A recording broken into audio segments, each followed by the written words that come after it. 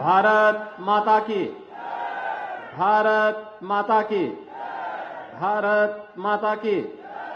वंदे वंदे वंदे।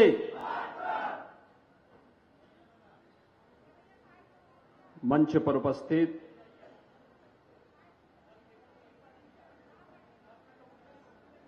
Bharatiya Janata party के प्रदेश के उपाध्यक्ष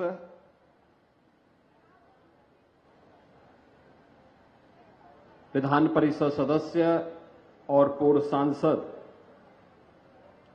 श्री पदम सेन चौधरी जी,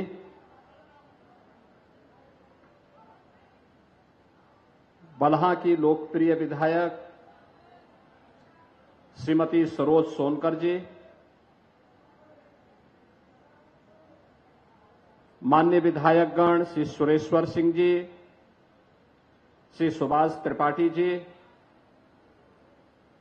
श्री रामनिवास वर्मा जी,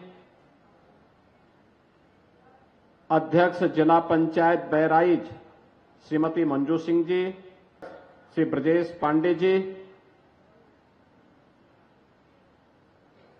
पूर्व मंत्री श्री मुकुट बिहारी वर्मा जी, पूर्व सांसद श्री अक्षयवल लाल गौड़ जी, सभी माननीय जनप्रतिनिधिगण, बहराइच से जुड़े हुए सभी उपस्थित बहनों और भाइयों, बलहा विधानसभा क्षेत्र के इस मेहपुरवा यानी मोतीपुर में नई तहसील भवन के लोकार्पण और तहसील के अधिकारी और कर्मचारियों के लिए आवासीय भवन के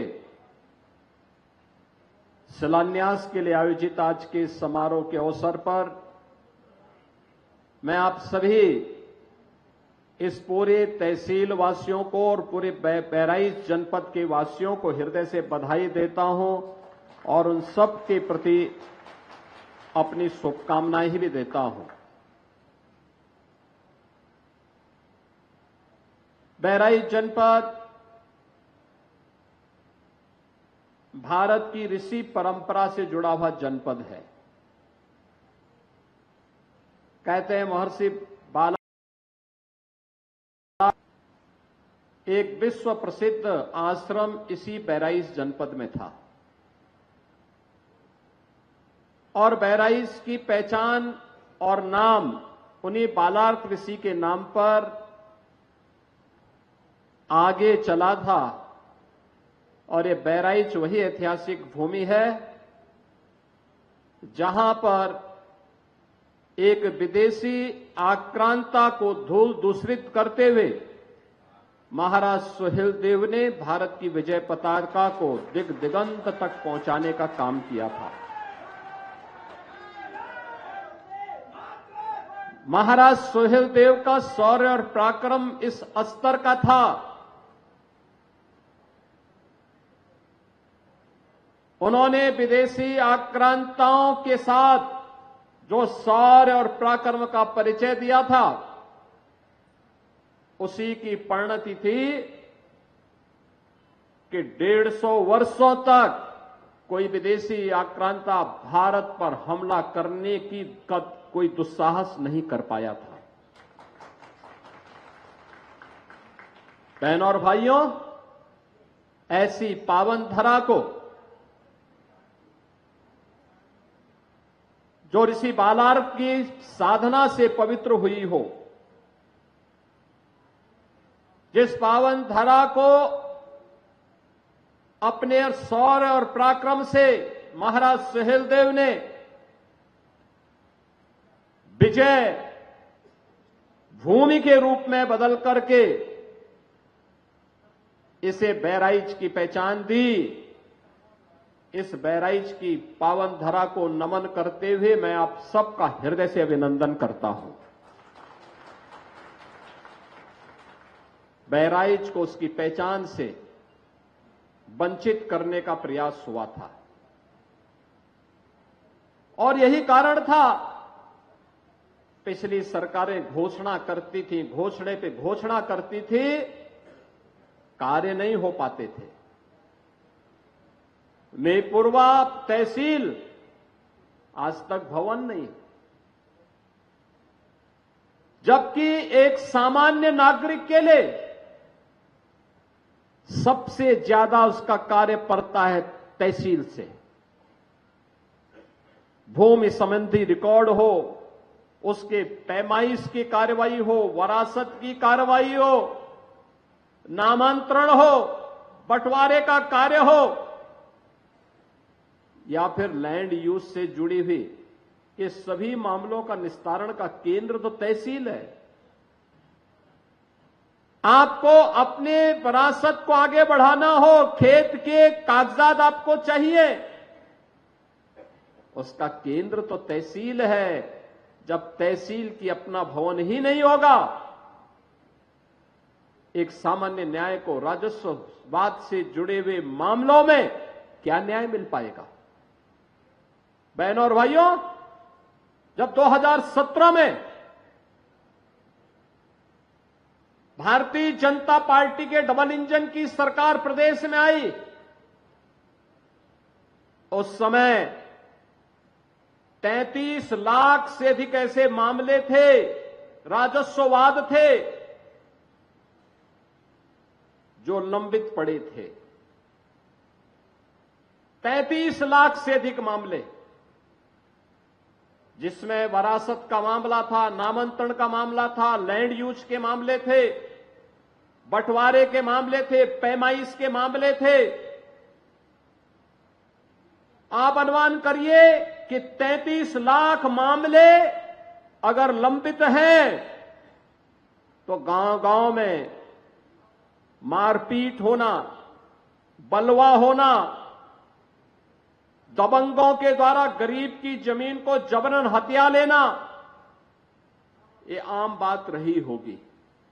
और यही कारण था उत्तर प्रदेश में पिछली सरकारों के निकम्मेपन के कारण, बेईमानी और भ्रष्टाचार के इस कदर उन्होंने इन केंद्रों को अड्डा बना दिया था, एक सामान्य नागरिक न्याय की उम्मीद नहीं कर सकता था।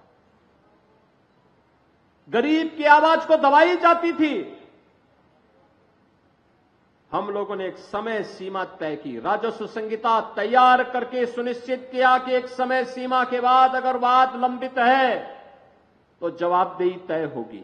जिस स्तर पर लंबित है, एसडीएम के स्तर पर, तहसीलदार के स्तर पर, नायब तहसीलदार के स्तर पर, कानून गो के स्तर पर, लेखपाल के स्तर पर, जिस भी स्तर पर लंबित है, उसके लिए जवाबदेही तय होगी।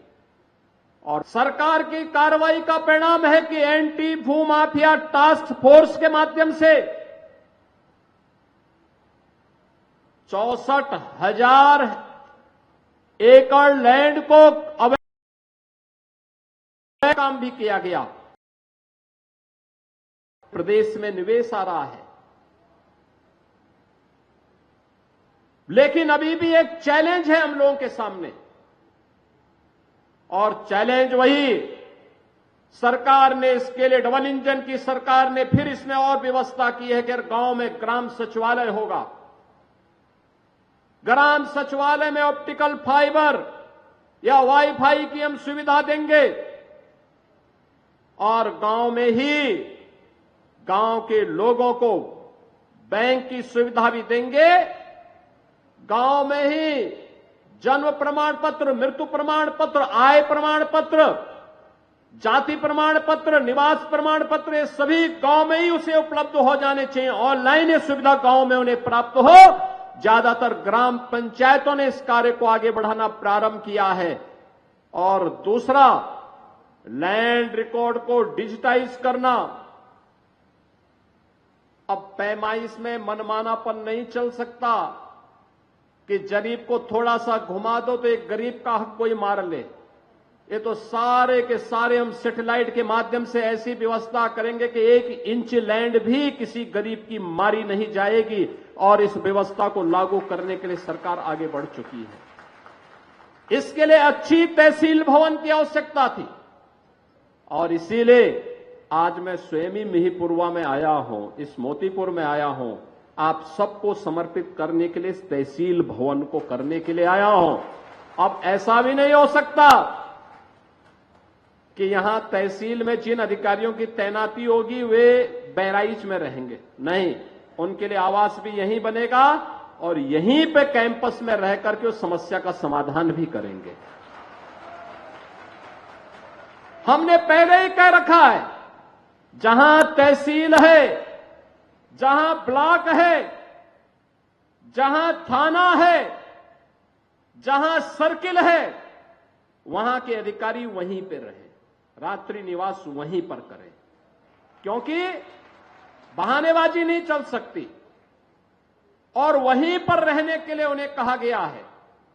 बहनों और भाइयों, जब ये आवासीय सुविधा बनेगी और सुविधा यहां पर हो जाएगी, जिससे लोगों को समय से न्याय मिले, लोगों का एहसास हो, किसी गरीब के साथ, किसी किसान के साथ, किसी नौजवान के साथ, किसी महिला के साथ अन्याय न हो। ये डबल इंजन की सरकार प्रधानमंत्री मोदी जी के नेतृत्व में इसको प्रभावी ढंग से लागू करने के लिए पूरी प्रतिबद्धता के साथ लगी हुई है। और इसी दृष्टि से बहनों भाइयों, आज मुझे यहां पर इस तहसील के लोकार्पण कार्यक्रम में आवासीय भवनों के शिलान्यास कार्यक्रम के लिए स्वयं यहां पर आना पड़ा है। मैं पिछले दिनों भी बहराइच आया था। बरसात के बाद जब यहां पे भेड़िया के आतंक से लोग परेशान थे और मैं देख करके बहुत चौंका था।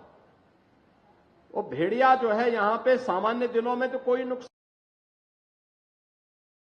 ने अचानक यहां पर जनहानि करनी प्रारंभ कर दी थी।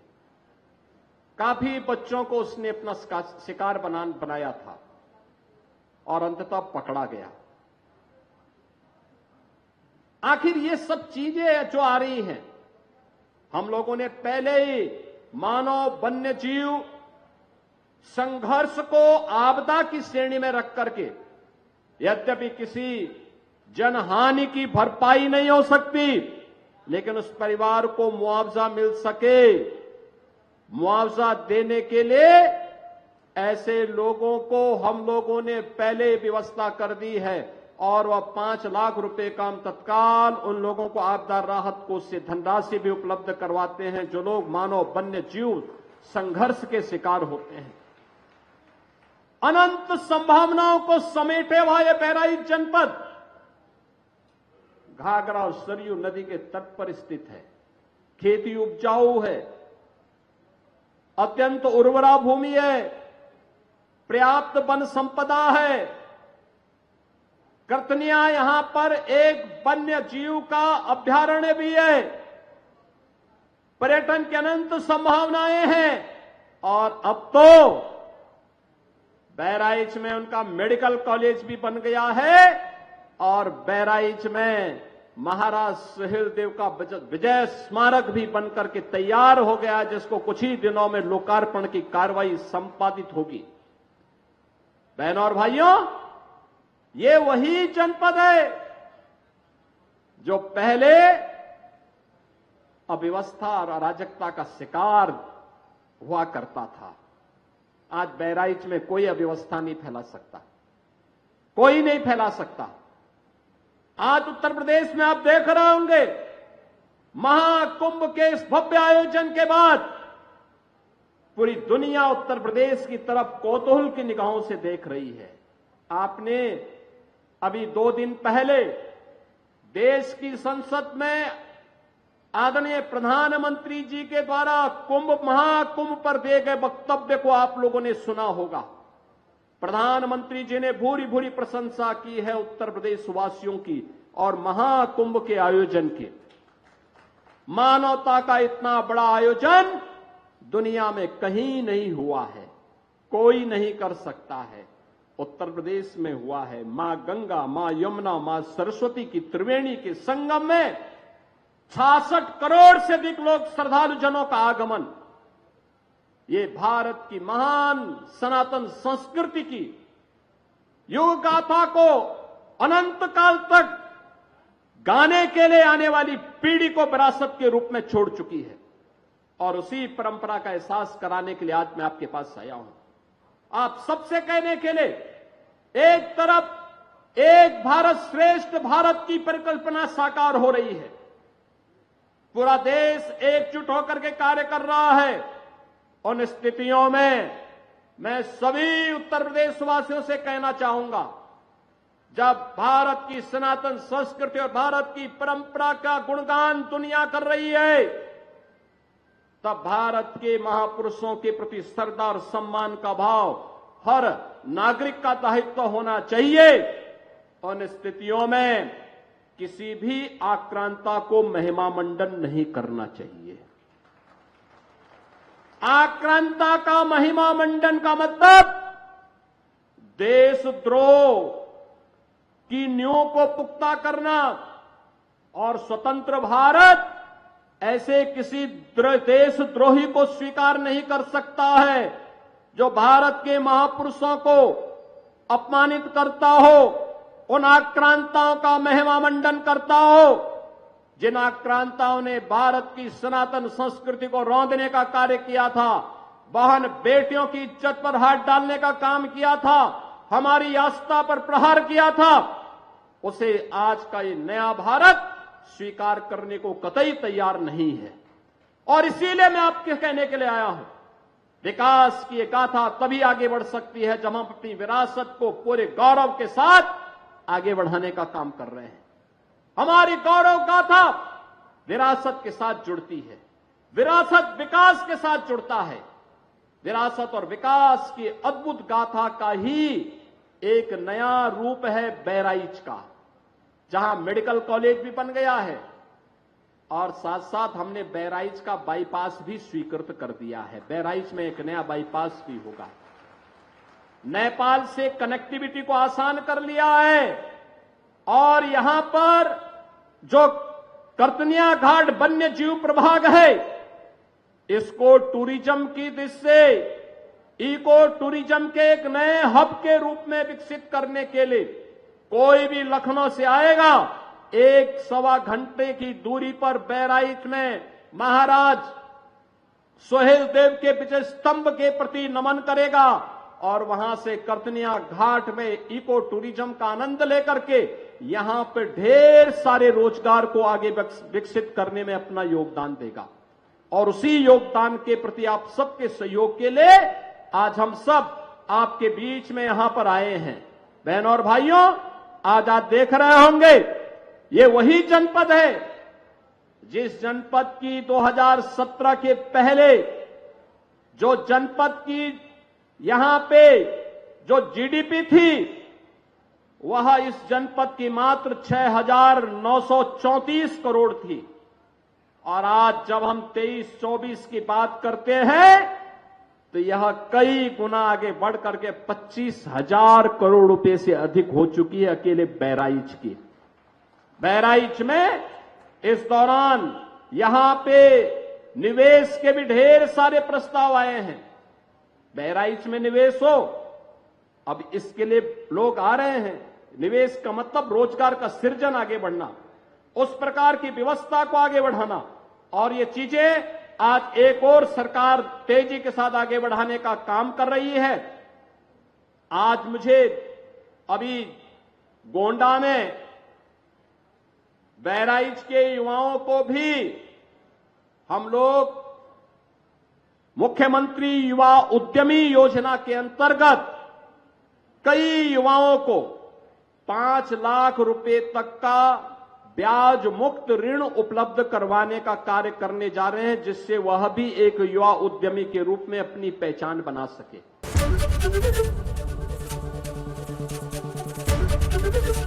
एबीपी गंगा, खबर आपकी, जुबान आपकी।